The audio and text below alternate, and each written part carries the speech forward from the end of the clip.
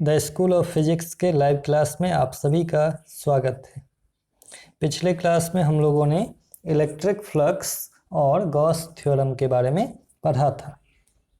आज हम लोग गॉस थ्योरम के एप्लीकेशन के बारे में जानेंगे।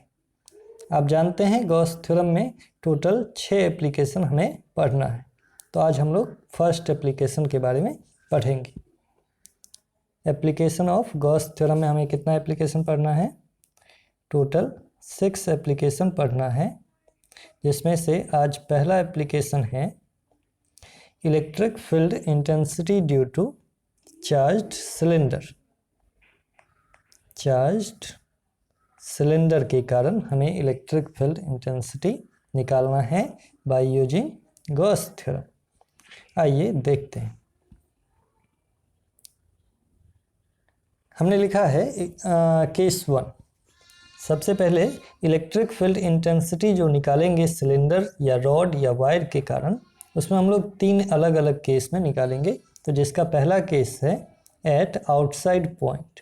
आउटसाइड पॉइंट का मतलब होता है कि आर ग्रेटर देन ए, यानी कि फिगर में आप देखेंगे कि ये जो डिस्टेंस आर है, ये डिस्टेंस सिलेंडर के रेडियस से बड़ा होगा, यानी आर ग्रेटर देन ए।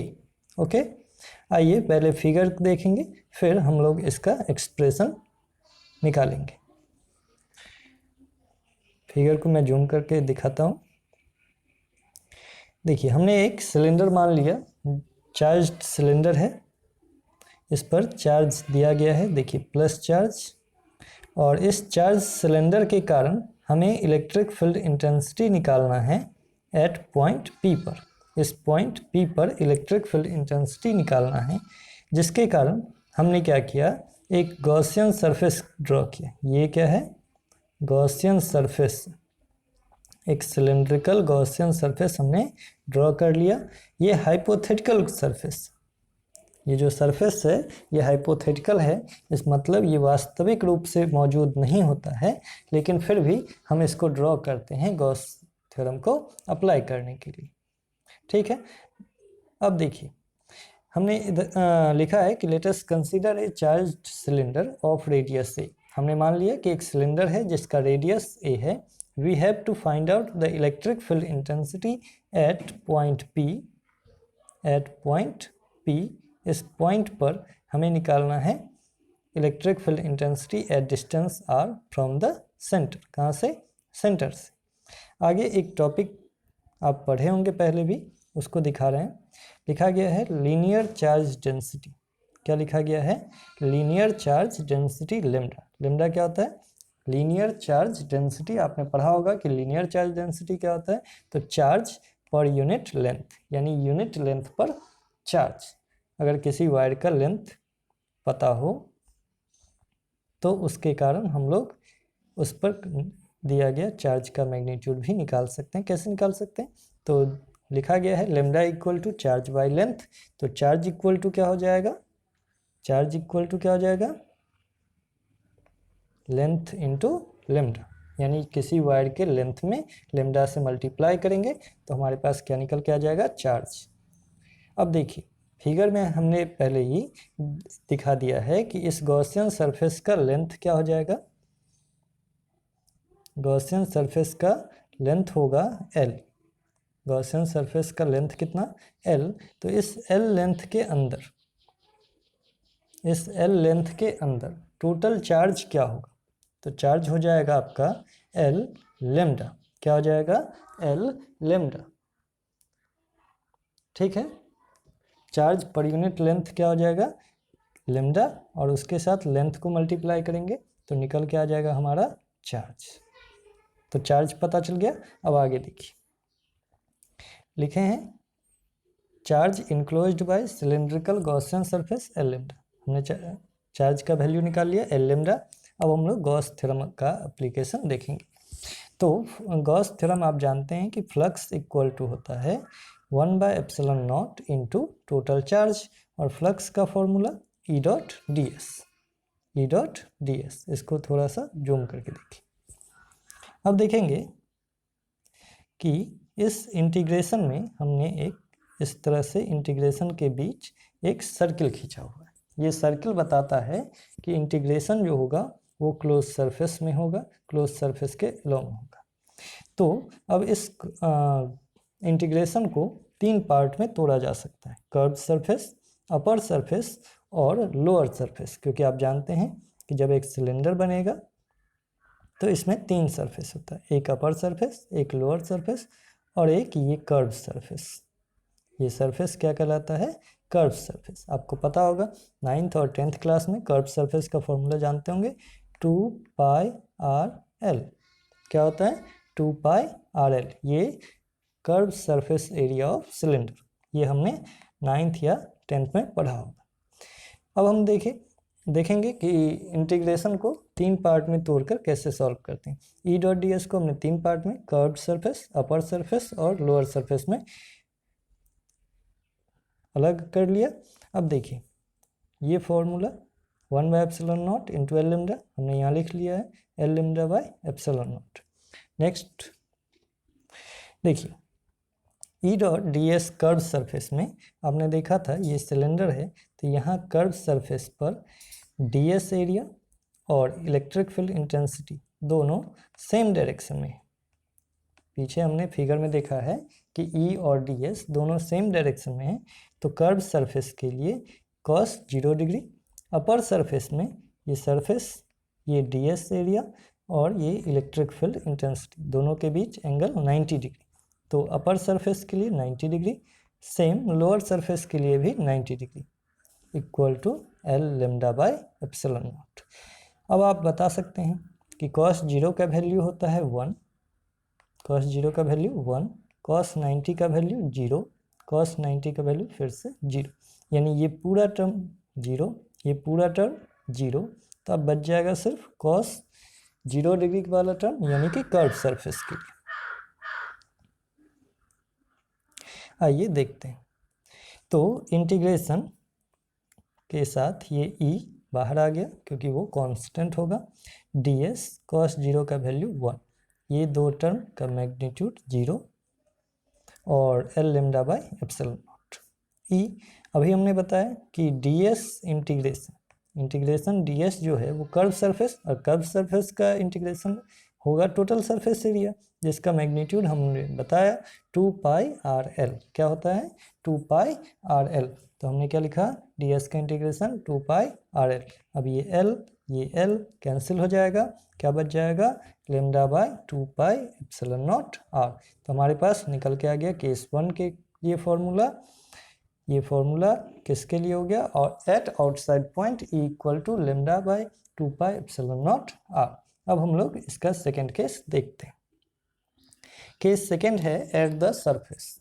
जब हमें इलेक्ट्रिक फील्ड इंटेंसिटी निकालना हो सरफेस पे तो कोई बड़ा काम नहीं करना है, केवल electric field intensity eight outside point वाले फॉर्मूला में R इक्वल टू ए कर देना है। क्या करना है हमें?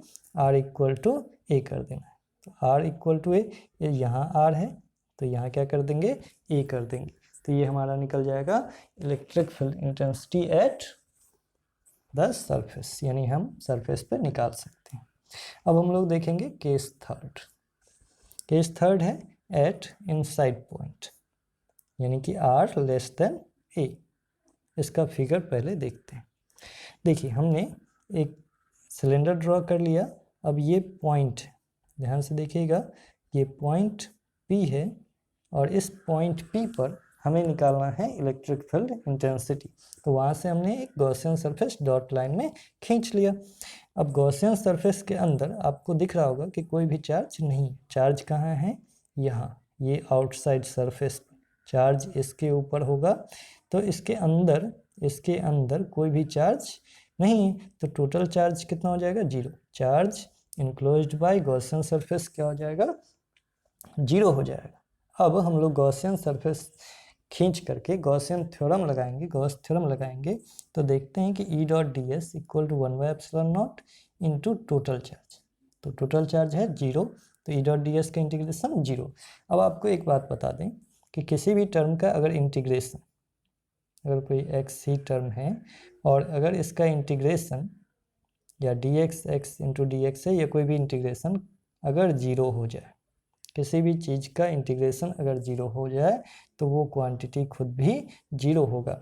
यानी यहाँ जैसे E dot d s equal to zero है तो ई का मैग्नीट्यूड भी क्या हो जाएगा, ज़ीरो। तो हमारे पास निकल के आ गया इनसाइड पॉइंट पे इलेक्ट्रिक फील्ड इंटेंसिटी ज़ीरो। कोई दिक्कत है यहाँ तक में? केस सेकेंड में हमने देखा कि ई इक्वल टू निकल के आ गया lambda by 2 pi epsilon naught a, और एट आउटसाइड पॉइंट हमने देखा formula E equal to lambda by 2 pi epsilon naught r. यानी हमारे पास टोटल 2 फार्मूला हो गए। थर्ड केस में कोई फार्मूला नहीं है, आपको याद रखना है कि इलेक्ट्रिक फील्ड इंटेंसिटी क्या हो जाएगा, जीरो।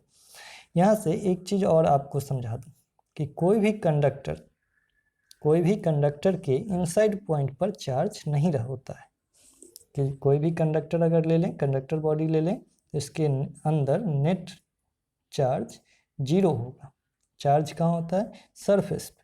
जब सरफेस पे चार्ज होगा तो इनसाइड पॉइंट पर इलेक्ट्रिक फील्ड इंटेंसिटी का वैल्यू जीरो हो जाएगा। ये बात ध्यान रखना है कि किसी भी कंडक्टर के कारण इनसाइड पॉइंट पर इलेक्ट्रिक फील्ड इंटेंसिटी का वैल्यू जीरो ही होगा। ये बात आप ध्यान रखेंगे। आज के क्लास में हमने पढ़ा application for electric field intensity due to charged cylinder. अब हम लोग जाते जाते एक प्रॉब्लम देखेंगे जिसका थ्योरी हमने पहले भी पढ़ लिया है, इलेक्ट्रिक पोटेंशियल। हमने इलेक्ट्रिक पोटेंशियल के बारे में पढ़ा था, पॉइंट चार्ज के कारण इलेक्ट्रिक पोटेंशियल पढ़ा था, और इलेक्ट्रिक पोटेंशियल एनर्जी और इलेक्ट्रिक डायपोल के कारण भी पोटेंशियल का एक्सप्रेशन हमने जाना था। अब उससे रिलेटेड एक प्रॉब्लम आपको दे रहे हैं, वो आप घर से करके आएंगे, देखेंगे कि आपसे सॉल्व होता है या नहीं। देखिए, सबसे पहले मैं आपको फिगर दिखाता हूँ। ये डायपोल का फिगर है। इस डायपोल में 2 चार्ज है, प्लस क्यू माइनस क्यू, और इस डायपोल से एक आर डिस्टेंस पर पॉइंट पी लिया गया है। एंगल दिया गया है 60 डिग्री। 2 चार्ज के बीच का डिस्टेंस डेल्टा एक्स होता है, ये आप जानते हैं, और आर का वैल्यू दिया हुआ है 50 सेंटीमीटर। अब इस डायपोल के कारण आपको निकालना क्या है, देखिए क्वेश्चन लिखा गया है, an electric dipole has dipole moment 100 coulomb metre. Dipole moment यहाँ दिया गया है 100 coulomb metre as shown in figure, जैसा कि डायपोल फिगर में दिखाया गया है। Find the electric potential at point p, यानी इस पॉइंट पी पर आपको निकालना है इलेक्ट्रिक पोटेंशियल।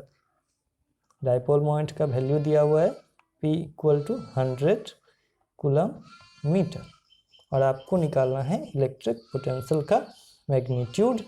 आप इस प्रॉब्लम का स्क्रीनशॉट ले लेंगे। देखिए, एक बार इस प्रॉब्लम का स्क्रीनशॉट ले लीजिए और इसको आपको बना करके कमेंट बॉक्स में कमेंट करके अपना आंसर बताना है। ये आपके लिए होमवर्क हो गया। नेक्स्ट क्लास में हम लोग गॉस थ्योरम का सेकेंड एप्लीकेशन पढ़ेंगे। सेकेंड एप्लीकेशन में क्या हो जाएगा, electric field intensity due to charged sheet. अगर कोई सीट दिया रहे और उस सीट पर कुछ चार्ज दिया रहे तो उसके कारण इलेक्ट्रिक फील्ड इंटेंसिटी क्या होगा, इसको हम लोग निकालना सीखेंगे बाय यूजिंग गॉस थ्योरम। तो ये हमारा नेक्स्ट क्लास का टॉपिक हो गया। आप लोग इस प्रश्न को जल्दी से जल्दी सॉल्व करने का कोशिश करेंगे और अपना आंसर कमेंट बॉक्स में करेंगे। ठीक है, आज के लिए इतना ही। नेक्स्ट क्लास में फिर से मिलते हैं सेकेंड एप्लीकेशन के साथ। तो आज के लिए इतना ही। Thank you. आप लोग घर पे रहिए, पढ़ते रहिए और सेफ रहिए। Thank you.